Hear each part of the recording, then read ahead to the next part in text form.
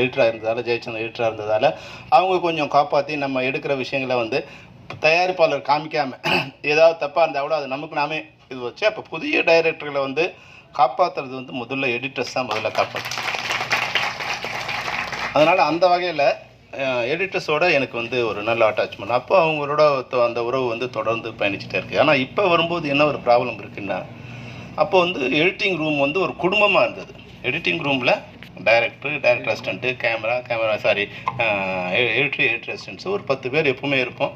அப்போ ஒரு எப்படி நம்ம கண்ணு முன்னாடி ஃபிசிக்கலாக வந்து ஒரு ஃபிலிமை வந்து கட் பண்ணி எப்படி எடிட்டர் எங்கே கட் பண்ணுறாரு, எங்கே ஒட்டுறாரு, அப்போது டைரக்டருக்கும் எடிட்டருக்குமான ரிலேஷன்ஷிப் என்ன. சமையலில் வந்து டைரக்டர் அப்போ வந்து பெரும்பாலும் வந்து நைட்டில் தான் மணிவண்ணன் சார் வந்து ஒர்க் பண்ண வருவார். அவர் ஃபுல் டயர்டாக இருப்பார்.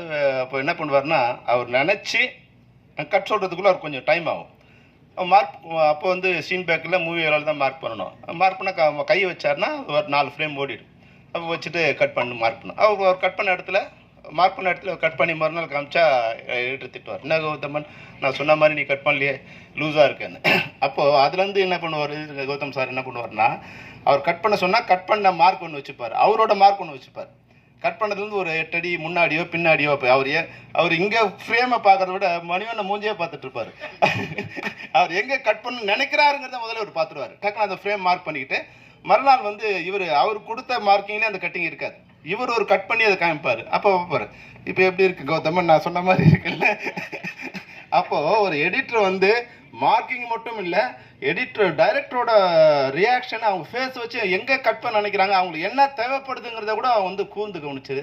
அப்படி ஒரு காலகட்டம் இருந்தது. இப்போ என்னென்னா ஒரு ஃபிசிக்கலாக நிறைய பேரை நான் சொல்லலை, நான் பார்த்த வகையில் சொல்லும்போது ஆன் ஸ்பாட் ஒர்க் பண்ணுற எடிட்டிங்கிறது வந்து ஜஸ்ட்டு அது வந்து ஒரு அசம்பிளிங், என்ன ஷாட் வேணும் என்ன எப்படி வேணுங்கிறது ஒரு அசம்பிளிங்கை தவிர அது வந்து உயிர் கொடுக்குற ஒரு இதுவாக இருக்காது. டைரக்டர் வந்து ஏதாவது மிஸ் ஆக ஷாட் எடுக்கணும், இல்லை வந்து ஃப்ரேம் வைக்கும்போது அதில் வந்து சிஜி பண்ணுறதுக்கு உண்டான வந்து மார்க்கிங் பண்ண ஒரு இதுவாக இருக்கணும். தவிர அந்த ஷார்ட்டை வந்து எடிட்டிங் ரூமில் வந்து எடிட்டரும் டைரக்டரும் உட்காந்து ரஷ்ஷை பார்த்து என்ன மாதிரி வேணும் அப்படிங்கிறது எடிட் பண்ணால் இன்னும் கொஞ்சம் உயிரோட்டமாக இருக்குங்கிறது என்னோட கருத்து. ஆனால் வந்து நீ ஒரு கட்டாயத்தில் இருக்காங்க. ஒரு அந்த ஃபிலிம் ஷார்ட்டுங்கிறது வந்து வெறும் செங்கல் தான்.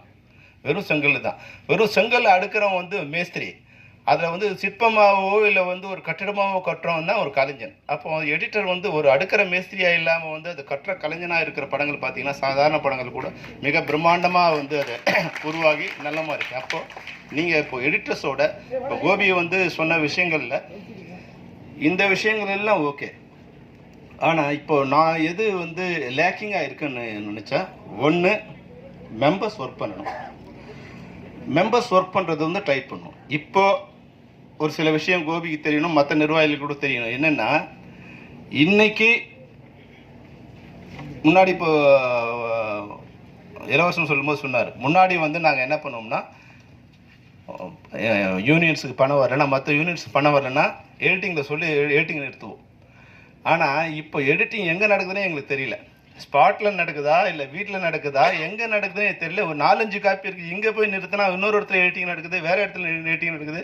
அந்த எடிட்டர் நம்மளாக இருக்காரான்னு கண்டுபிடித்துக்குள்ளே லேட் ஆகிடுது. அந்த எடிட்டர் நம்மளாக இருந்தால் கூட அவர் தன்னை காப்பாற்றிக்கிறதுக்கு வந்து அது கோஆப்ரேஷன் வந்து ரொம்ப கம்மியாக இருக்குது. இப்போ இருக்கிற நிர்வாகிகளுக்கு நாங்கள் வந்து ஒரு ப்ரெஷர் கொடுக்குறோம். ஏன்னா இப்போ 23 யூனியன் எப்படி ரன் ஆகுதுன்னா ஒருத்தரை நம்பி அப்போ ஒருத்தருக்கு பணம் வரலைங்கிற போது இது ஷூட்டிங் ஸ்பாட்டாக இருக்கும்போது டைரக்டருக்கு ஒரு ப்ரெஷர் கொடுக்குறோம், எடிட்டிங்காக இருக்கும்போது எடிட்டருக்கு ஒரு ப்ரெஷர் கொடுக்குறோம், ரீரெக்கார்டிங் எடுக்கும்போது மியூசிஷியனுக்கு ஒரு ப்ரெஷர் கொடுக்குறோம். அது அப்போ அந்த இது வரும்போது தான் இந்த அவங்களோட உழைத்த ஊதியம் கூட வாங்குறதுக்கு சில இடங்கள்லாம் கஷ்டமாக இருக்குது. அப்போ நம்ம வந்து ஒரு ஆர்கனைஸ் பண்ணுறோம். அப்போ ஆர்கனைஸ் பண்ணும்போது நம்ம மெம்பரே நமக்கு எகைன்ஸ்டாக கூட ஆகிற ஒரு சுச்சுவேஷன் வந்துடுது. அப்போ எடிட்டரை வந்து ஒரு ப்ரெஷர் கொடுத்தா அந்த எடிட்டர் வந்து கஷ்டப்படுறாரு. இப்போது இன்றைக்கி வந்து கோபிக்கு வந்து ஒரு சின்ன அட்வைஸ்னா, பழனியப்பனுக்கு என்ன அட்வைஸ்னா, இன்றைக்கி உனக்கு போட்ட ஓட்டு எல்லாம் உனக்கு ஆதரவான ஓட்டு இல்லை, பழைய நிர்வாகத்துக்கு எதிரான ஓட்டு தான் உனக்கு வந்த ஓட்டை தவிர அது என்னென்னா நாங்கள் கொடுத்த ப்ரெஷர். நாங்கள் என்ன பண்ணுறோம், அந்த எடிட்டர் வந்து ஒர்க் பண்ணுறாரு, அவர் நான் மெம்பர் வச்சு ஒர்க் பண்ணுறாரு. அவர் டெய்லி 95 பேப்பரை எடுத்துகிட்டு எந்தெந்த பேப்பர்லாம் நான் மெம்பர் வச்சு ஒர்க் பண்ணுறாங்க, இதையெல்லாம் நாங்கள் வந்து உட்காந்து ஒரு 4-5 பேர் வந்து அதை பார்த்துட்டு ஒரு இதுவாக வந்து ஒரு ப்ரெஷர் கொடுப்போம். அப்போ வந்து அவங்க இருக்கிற மெம்பர்ஸை நான் மெம்பர்ஸோட ஒர்க் பண்ணும்போது குறைஞ்சபட்சம் அவங்களை வந்து மெம்பர்ஸ் வச்சு ஒர்க் பண்ணுறதுக்கு உண்டான இன்ஸ்ட்ரக்ஷன் கொடுப்போம். அது அவங்களால பண்ண முடியாது. ஊதியத்தாலேயோ இல்லை என்ன பிரச்சனை இன்றைக்கி என்னென்னா அதை ஒர்க் பண்ண வர்றவங்க அபரீதமாக வந்து ஒன்று எடிட்டிங் இன்றைக்கி வந்து ரொம்ப நான் மெம்பர்ஸ் ஒர்க் பண்ணுறது டைரக்டர் 90% மெம்பர்ஸ் நான் மெம்பர்ஸ், அப்புறம் எடிட்டர்ஸ் 50% நான் மெம்பர்ஸு, மியூசிஷியன் ஒரு மியூசிஷியன் முன்னாடியாவது வந்து ஒரு ஸ்டுடியோவில் ரெக்கார்டிங் நடக்கும், நாங்கள் போய் பார்க்க முடியும். இன்றைக்கி வந்து எடிட்டிங் அப்புறம் வந்து ரீரெக்கார்டிங் வந்து எடிட்டிங்காவது இந்தியாவில் நடக்குது, ரீரெக்கார்டிங் வந்து ஆஸ்திரேலியாவிலையும் ஃப்ரான்ஸ்லையும் இங்கிலாண்ட்லையும் ஒரு ட்ராக் அங்கே ரெக்கார்ட் பண்ணும்போது அதை கொண்டு வந்து இங்கே ஜாயின் பண்ணி இங்கே மிக்ஸ் பண்ணும்போது யாரோட கண்ட்ரோல்லையும் இல்லை. அப்போது எல்லோரும் மெம்பராக இருக்கும்போது எல்லாரோட வாழ்வும் சிறப்பாக இருக்கும். அப்போ சில நேரங்களில் சில சங்கங்களுக்கு எங்கள் ஃபெஃப்சிலேருந்து ஒரு ப்ரெஷர் போகுது, இதெல்லாம் நீங்கள் கவனிக்கணும். அதை வந்து சில சங்கங்கள் வந்து செயல்படுத்த முடியும் போது உறுப்பினர்களே வந்து எதிரியாக கூட காலகட்டம் மாறுது. அப்போ அது மாதிரியான இது கூட உங்களுக்கும் வரலாம். அப்போ எப்படி வந்து அந்த அணுகுமுறையில் ஒரு வேளை இப்போ என்ன கூட வந்து நான் ஷூட் பண்ணி கேப்டன் மோகன் ஷூட் பண்ணிட்டு இருக்கும்போது அப்போ பாலகிருஷ்ணன் ஒருத்தர் வந்தார், ஒரு ஈஸி மெம்பராக இருக்கார். ஷூட்டிங் நிறுத்தினார். என்ன இன்னும் மெம்பர் ஆகலை நீ? நான் டிஎஃப்டி படிச்சிருந்தேன், இதுக்கே நான் எங்கே மெம்பர் ஆகுறது? அப்போ என்னன்னா வரும்போது ரப்சர் பண்ண வரும்போது நமக்கு வந்து ஒரு ஈகோ வந்துடுது, ஒரு வந்து கோவம் வருது. ஆனால் மறுநாள் வந்து சக்தி சார் வந்தார். தம்பி நீங்கள்லாம் வந்து இப்போ படம் இப்போ சக்ஸஸாக இருக்குது, நீங்கள்லாம் இந்த யூனியனில் இருந்தால் எங்களுக்கு மரியாதை, நீங்கள் இருக்கலாம் இல்லை. உடனே நான் வந்து அவர் மெம்பர் ஆகிட்டு லைஃப் மெம்பர் ஆகிட்டு அவர்கிட்ட பணம் கொடுத்தேன். சார் நான் இப்போ சொன்னேன், சார் வந்து தயவுசெய்து இது மாதிரி வர்றவங்க வந்து ஸ்பாட்டில் வந்து இந்த அராஜகம்லாம் இருக்கக்கூடாது சார். வந்து அவன் ஏதோ வந்து பெரிய இது மாதிரி வந்து எங்களை அராஜகம் பண்ணும்போது கோவம் வருது. அப்போ உங்களை மாதிரி அவங்ககிட்ட பிஹேவ் பண்ணியிருந்தான்னா நிச்சயமாக நான் வந்து அன்னைக்கே ஜாயின் ஆகிருப்பேன் சார்.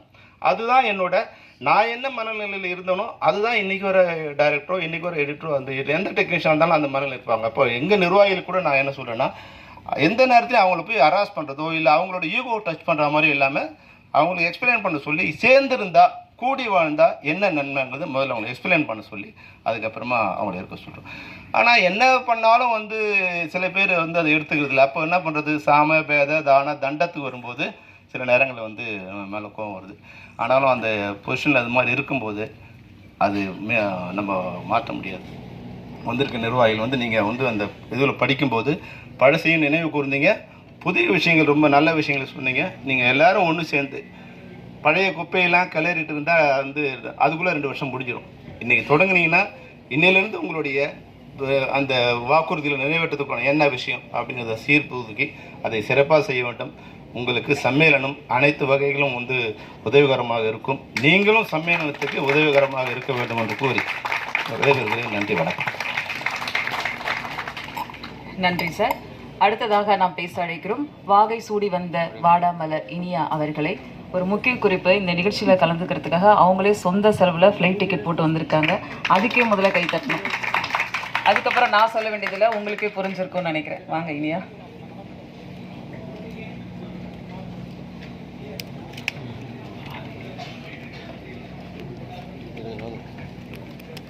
வந்திருக்கும் அனைத்து பத்திரிகையாளர்களுக்கும் மேடையில் வச்சுட்டு ஆஃப்டர்நூன் ஃப்ளைட்டில் இங்கே சென்னையில் வந்தேன். ஸோ இன்னைக்கு இங்கே வந்து ரொம்ப மிக முக்கியமான ஒரு ஃபங்க்ஷன் நடக்குது அப்படின்னு பாலா மேனேஜர் அவர் தான் சொன்னேன்.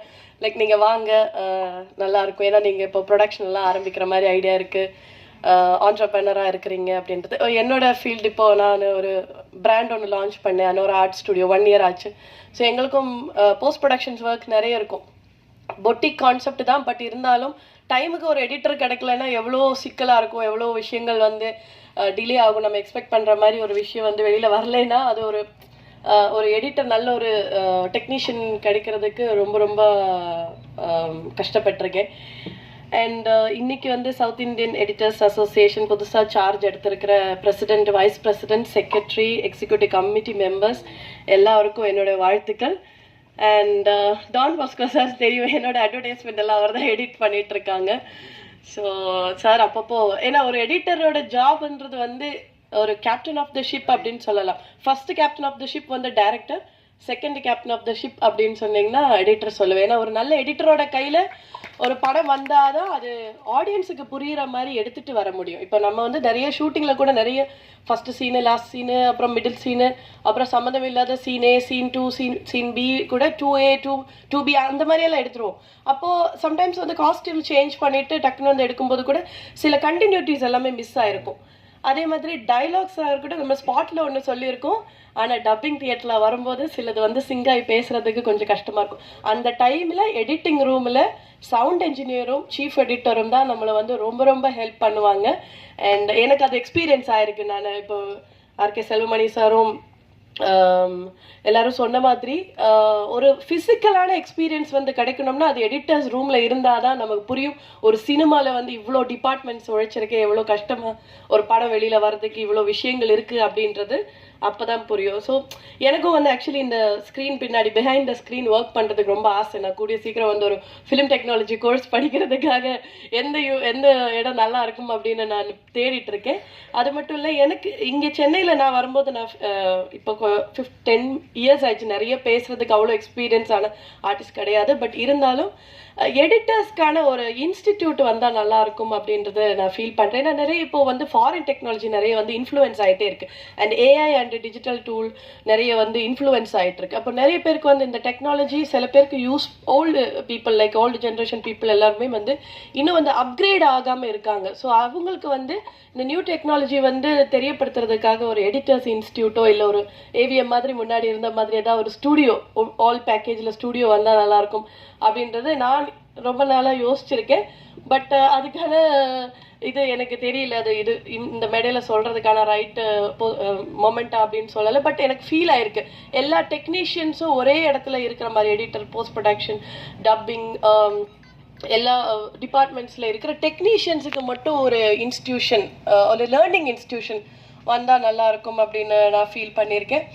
அண்ட் என்னோட எக்ஸ்பீரியன்ஸை நான் சொல்லிட்டேன். ஸோ இன்றைக்கி வந்து இங்கே வின் பண்ண எல்லா டிபார்ட்மெண்ட்டில் இருக்கிற எல்லா நிர்வாகிகளுக்கும் என்னோட வாழ்த்துக்கள். அண்ட் என்கிட்ட வந்து ரீசெண்டாக ஆதார் படம் நான் பண்ணிட்டு இருக்கும்போது ராம்நாத் சார் சொன்னாங்க, இனியா உங்கள்கிட்ட நான் ஒரு டைரக்டரை எதிர்பார்க்குறேன், நீங்கள் ஒரு 10 வருஷம் கழிச்சு நீங்கள் ஒரு படம் டைரக்ட் பண்ணுவீங்க அப்படின்னு வாழ்த்திருக்காங்க. எனக்கு தெரியல அவர் என்னோட உள்ள வந்து என்ன பார்த்துருக்காங்க, என்ன திறமை பார்த்துருக்காங்கன்னு தெரியல. பட் சாரோட வேர்ட்ஸ் வந்து கோல்டன் வேர்ட்ஸ் ஆகட்டும் அப்படின்னு நான் ப்ரே பண்ணிக்கிறேன். அண்ட் இன்னைக்கு இங்கே வின் பண்ண எல்லாருக்கும் வாழ்த்துக்கள். Thank you so much. நீங்கள் பேசி போகிறத பார்த்தா அடுத்த படம் டைரக்டர் ஆகிடுவீங்க போல இருக்கு. வாழ்த்துக்கள்.